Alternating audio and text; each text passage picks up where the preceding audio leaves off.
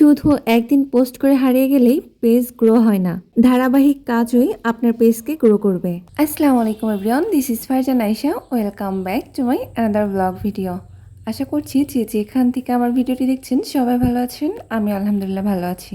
সকাল থেকেই ভিডিওটি শুরু করলাম, যেহেতু স্কুলে নিয়ে যাবো আয়াতকে, তাই ওকে স্কুলে যাওয়ার আগে হালকা নাস্তা করিয়ে নিচ্ছি, সাথে আমিও কিছু খেয়ে নিচ্ছি। চা বন পাউরুটি আমার ভীষণ ভালো লাগে, কিন্তু আয়াত হচ্ছে মিষ্টি দিয়ে খেতে বেশি পছন্দ করে, তাই ওর জন্য হচ্ছে সন্দেশ দিয়ে দিয়েছি। নাস্তা শেষ করে তারপর হচ্ছে ওকে রেডি করে ওকে নিয়ে আমি স্কুলের উদ্দেশ্যে রওনা হই। ভ্যানে এসেছিলাম, তারপরে হচ্ছে আমরা হেঁটে হেঁটে স্কুলের ভিতরে যাচ্ছি। আমাদের বাসা থেকে স্কুলটা প্রায় অনেক দূরে, প্রায় 3 কিলো বললেই চলে। স্কুলে ঢোকার সময় দেখি ভাইরাল কন্টেন্ট ক্রিয়েটর নিপাস ফ্যামিলির নিপা ম্যাম, উনি হচ্ছে বাচ্চাদের মতো ফুল কিনতে দাঁড়িয়ে আছে। উনি হচ্ছে আয়াতের টিচার। স্কুল শেষ করে হচ্ছে বাসার উদ্দেশ্যে রওনা হই, আর আয়াতের জন্য হচ্ছে কাপ আইসক্রিম আর সাথে হচ্ছে বনপাউরুটি কিনি। তো সকালে যেহেতু হালকা নাস্তা করে গিয়েছি, তাই বাসায় এসে তো অবশ্যই খিদা লাগবে। তো সকালের খাবারে হচ্ছে ছিল চিংড়ি মাছ ভুনা, ছোট মাছ দিয়ে আলু চচ্চড়ি আর ধুন্দল ভাজি, সাথে লেবু হলে তো অবশ্যই আরো ভালো লাগে।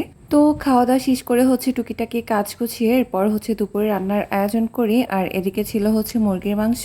আমি যে পাকা রাঁধুনি এমনটা নয়, আমি রান্না করতে পছন্দ করি, আমি সবার কাছ থেকেই রান্না দেখি, কিন্তু আমার রান্নার ভিতরে কেউ যদি বলে যে এটা এমন হচ্ছে না অমন হচ্ছে, এটা আমার ভালো লাগে না। আমি নিজের মতো করেই রান্না করি, নিজের মতো করে রান্না করতে আমার ভালো লাগে। ভুল ত্রুটি মানুষ মাত্রই হয়, আমার ভিতরেও আছে, সবার ভিতরে আছে, কেউ বলতে পারবে না যে আমার এই কাজে ভুল হয় না। তো সবার ক্ষেত্রেই ভুল হয়, আর সবাই ভুল থেকে অবশ্যই শিখে। আমিও ভুল করেছি, অনেক কিছু শিখেছি। যেমন এই প্ল্যাটফর্মটায় এসে আমি প্রথম প্রথম অনেক ভুল করতাম, অনেক কিছু বুঝতাম না, অনেক কিছু সবার থেকে দেখতাম। তো দেখে দেখেও আমি অনেক কিছু শিখেছি, আমি সেভাবে হচ্ছে কাজ চালিয়ে যাই। তো মুরগির মাংস রান্না করে এরপর হচ্ছে আমি আবার ছোট মাছ দিয়ে হচ্ছে আলু দিয়ে চচ্চড়ি করি। যেহেতু সময়টা হচ্ছে গরমে, সেহেতু শরবত হলে তো অবশ্যই ভালো লাগবে।